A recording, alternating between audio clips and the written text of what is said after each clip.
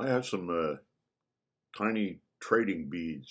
They're about an eighth of an inch or 16th of an inch in diameter with a hole through them in different colors. I have about 5 of them. I got them from the Marms grip shelter near the Palouse Falls. This is over in the eastern part of Washington near Palouse Falls.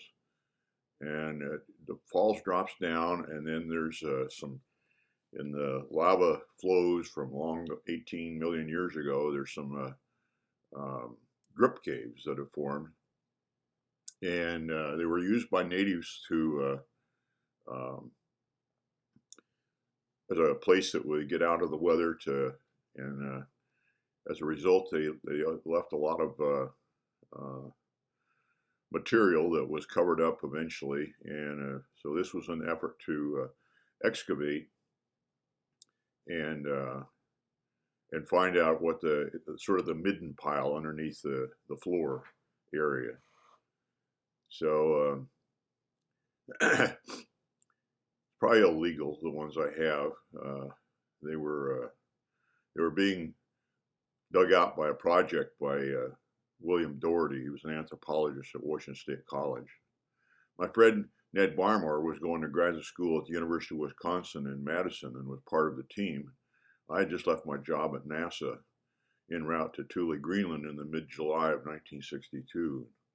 I spent 3 days helping Doherty's group of 20 or more people, including Jim Barker, who was a good friend, a year older than me.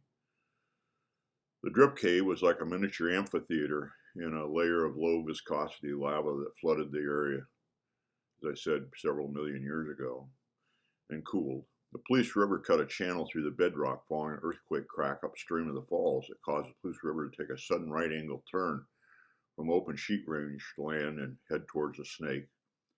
Spring warming caused the water that soaked the layer to freeze and fracture the opening. It was a protected area, perhaps 100 feet across and 75 feet deep.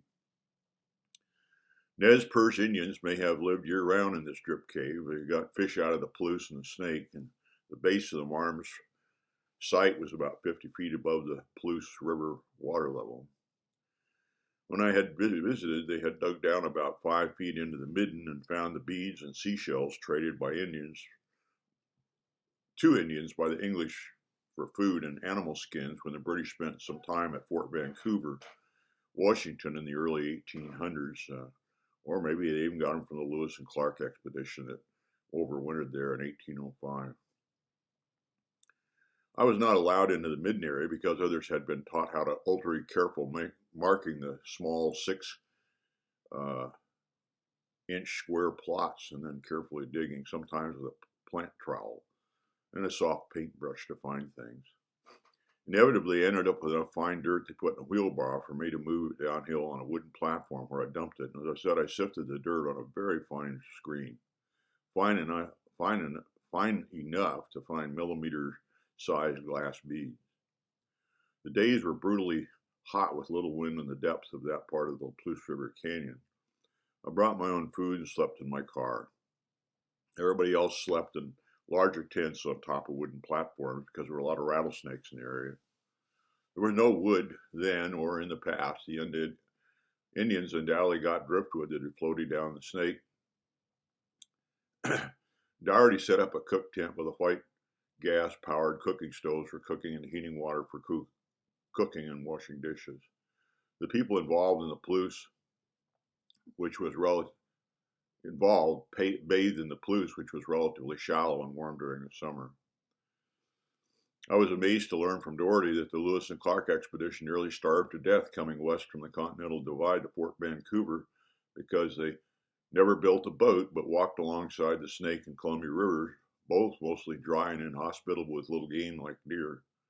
They would have been lucky to get a rabbit. There were lots of rattlesnakes, but apparently they did not realize they were edible. Presumably got some of the trading beads and seashells from Indians at Fort Vancouver and brought them back upstream to trade with the Indians at Marms. Lewis and Clark overwintered late 1895 to spring